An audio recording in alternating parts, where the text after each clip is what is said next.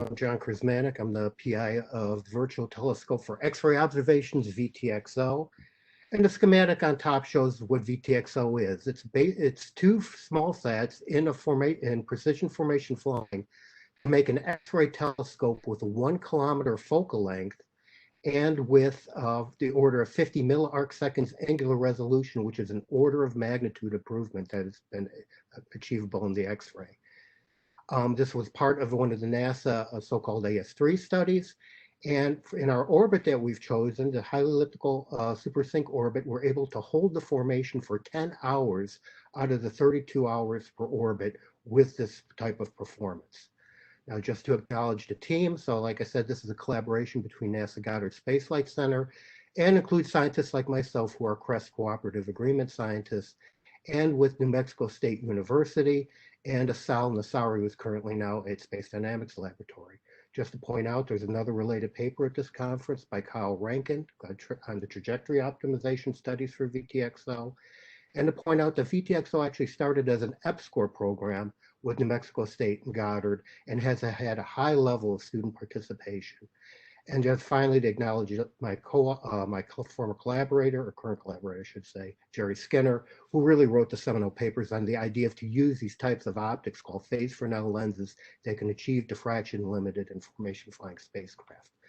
So why do we want to go through all this trouble? And this kind of slide kind of sketches it out. So what we're showing here is on the y-axis is resolution and log scale in arc seconds versus the energy. And as you can see, we go up in the energy into from, what we can know, we get precision in radio through the optical and then to the X-ray and the gamma ray. We see that we end up suffering. We're only able to achieve about an arc second or so in the X-ray band. But what we're proposing here with VTXO is to break that by using a new type of optics called phase Fresnel lenses that actually allow us to achieve milliarc second scale, or in principle, even micro arc second scale. And what I showed to the left is actually a picture from the Event Horizon telescope saying that, which is done in radios, we could do these types of measurements someday, potentially in the X-ray or the gamma ray band, and just probe some extra astrophysics.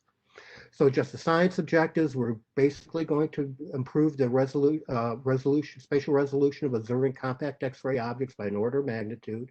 This includes doing studies such as X-ray nova, and just to do studies in the X-ray that have been done at a radio, and that's the little Merlin things there showing you jet structures coming out of an object at the order of a 10 milliarc second scale, some dust scattering halos.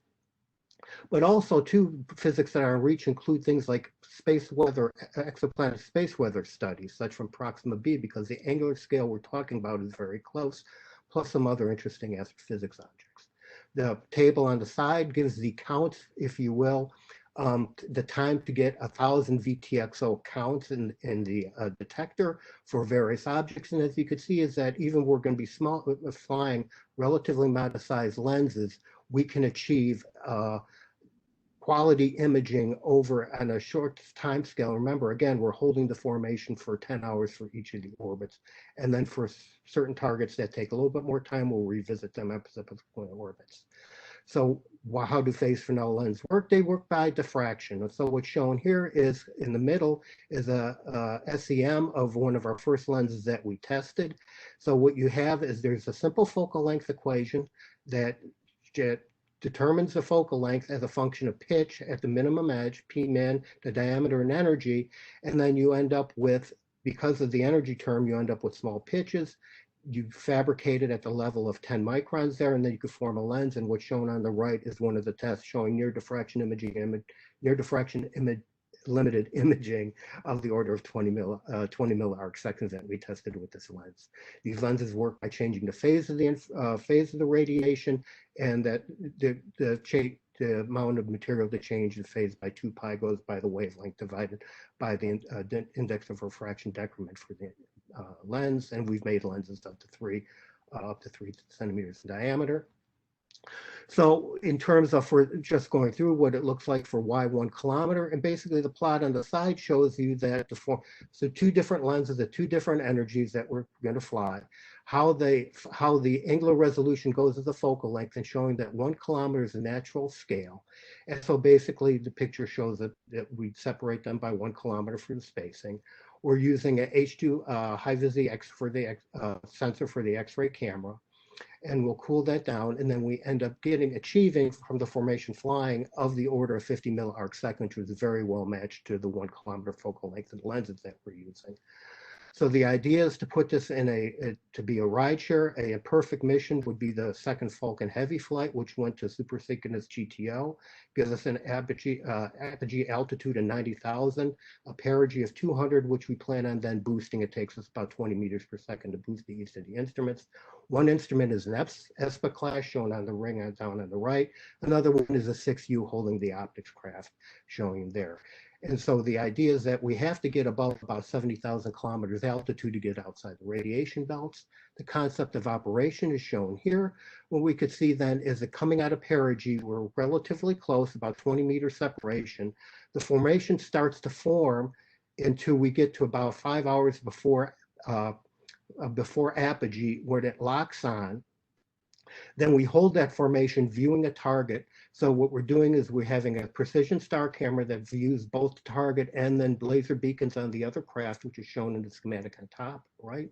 We hold that, then 5 hours apogee, relax the formation, come back down, do a data transmission down to the ground, and then just repeat for different objects. One thing is to, okay, so we can move on here. So I'll go into how the formation is held, but we use a NISTEX2 star camera with laser beacons, but also radio ranging and an Intersat radio to exchange guidance and navigation data. This is the result of holding the formation from the study based upon GNC simulations. So we take all the data from all the different sensors, pull it in, goes through a Kalman filter, and what you see down on the bottom thing, the relative position error, is that until we lock on the formation, it's kind of loose, but we lock on and hold it there. We have a relative error of about 5 millimeters for the 10 hours of holding the formation, then the formation relaxes.